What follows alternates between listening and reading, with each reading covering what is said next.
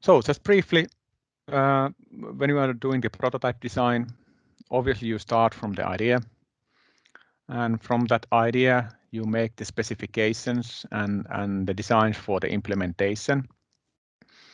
If it's possible, you can use the simulation tools to simulate. One warning again, you might not have the necessary information for the simulation because of the new technology. However, there is already some tools and simulation capabilities for printed electronics. Then you are proceeding with schematics, and after that layout, the image. Then you order the tools, or in many cases, you order the manufacturing process from the subcontractor, and you export the file to them. Then you have the manufacturing process, either by yourself or by a subcontractor, and then you have the testing process. So I think this is pretty straightforward process for prototype design, and the points and the stages are quite the same as in normal electronics prototype design, for example. There might be differences in the, for example, in the files and what kind of a file is required for the manufacturing. For example, the Gerber files is actually not accepted by many of the manufacturers of printed electronics products. They want to have different type of file formats, not Gerber files. In the prototype design, I think one thing you have to remember is design for testability. Obviously, some points of also on the manufacturability. So can it be manufactured? But maybe not yet that much on the mass manufacturing side.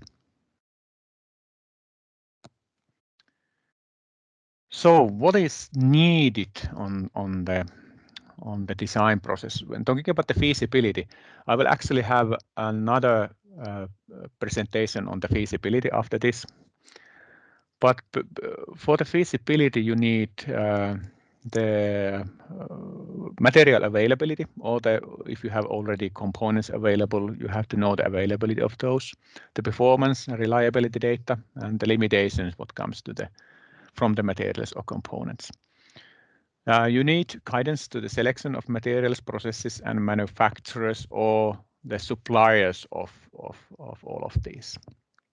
Cost evaluation is something that is needed for the feasibility study, and maybe some design examples, so that you know that whether this is possible or not to be implemented. The actual design itself, obviously you need design rules for the design. You need the design software and tools for the designing, and on that design software, obviously there are several points to consider. So whether you have already library components available, or you do have to make them by yourself. Do you have decals available for the design phase? Do you have simulation models available? Are there certain design rules you have to follow? So is your design rule check process on time and correct? There are some examples of, because printed electronics is in many cases embedded into structures, so it's a three-dimensional product. So the integration to other software means that do you have, for example, the possibility to integrate the electronics design to 3D mechanical design tool? And yes, actually there is possibility for that. So that is quite a nice and new interesting fact. And yeah, you need correct file formats for the manufacturing, for example. We are closing the end of this lecture. So here are an image And now you can see the image, and you have to think about now that what you already have been learning. So that what are the main points to consider when designing a printed electronics product?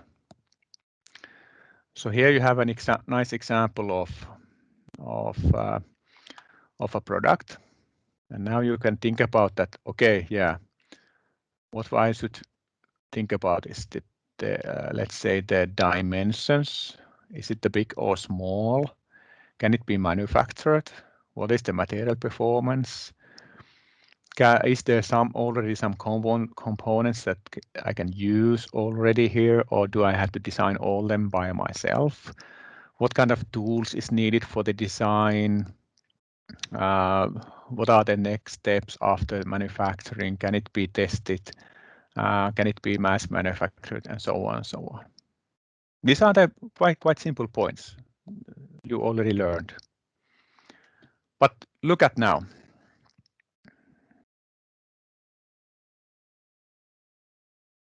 What is the specific requirement here for the design? Look at the image. After 5 minutes in some conditions, after 10 minutes in some conditions. That is something you have to remember.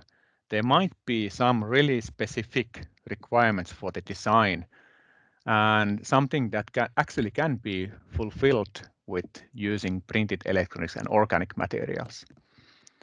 For example, in this, I think it's been exposed to humidity, maybe in water or so. So it's actually degrading into pieces in the water, and that is something that gives highly specific demands and requirements for the process regarding, for example, mostly about the materials.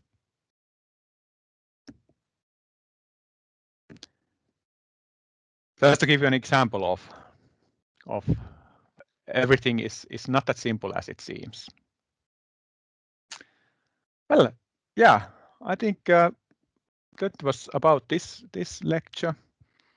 So printed intelligence or printed electronics product design. This is just a recap on this last slide of the stages or the steps of the product design process. And yeah, remember those 3 letter words that you have in the end, DFM and DFT. So design for manufacturability, the design for testability. Especially DFM is quite important in the printed electronics product design. Feasibility of printed electronics product development. And thinking about the points on the feasibility studies is that when you are starting the product design and technology specification, basically you are kind of justifying the product and the ancillary services that are needed. To think about that, we have to just know that what kind of a product are we talking about? Is it a electrical product? Is it a medical product? Is it a hybrid system? Is it structural electronics? Whatever is it, that is something that we have to know. We also have to know about the whole product concept. What does it include? Like I said, for example, if it's a structural electronics, obviously you need also the structure where you are embedding the printed electronics. And just to give you an example. About the feasibility, you also have to think about the manufacturing method when we are dealing with printed electronics. What are the volumes you are going to produce or need to be produced? You have to evaluate the methods, the capability. Like in the previous lecture, you learned that there are differences in the methods and the materials. What are the tools needed? Are all the tools already there, or is there something that should be developed? And who is going to do the manufacturing? That is something you have to consider. Of the product design, actually, obviously the technical parameters and the layout, how does it look from the manufacturing point of view, for example? This is design, how does it look from the user point of view? Can it be done in a way that it can be like really tempting for the customer?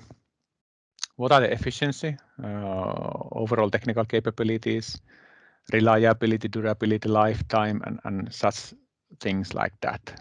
Those things you have to consider when you are doing the feasibility study. So can it be done? Is it feasible? From the technical design point of view, you have to think about the need of the product. Usually it is the customer need, the requirements set by the customer. Can they be fulfilled? Is your product unique, or do you have competitors? Is it highly so that you have many competitors? What is your advantage on that field? What type of technological development is needed? What is your schedule? What is your financial limit? Can it be done during those limits? All the technological development. And what is the novelty value? Are there any? What should be considered regarding the novelty of the product? You have to also think about the operating situation. What is the normal use of the product? How it's wearing during that normal use? How long does it going to last on that normal use? But already like learned in the previous lecture, what is not the normal use, where the product hasn't been intended for? The user is going to use it abnormally whenever there is a possibility. That is something we have to remember. So what are the exceptions of the functionality of the product when it is not in normal use? Can we make sure that it's safe when it's not being used in the normal way? Obviously, it has to be safe when in the normal use, but also in the abnormal use.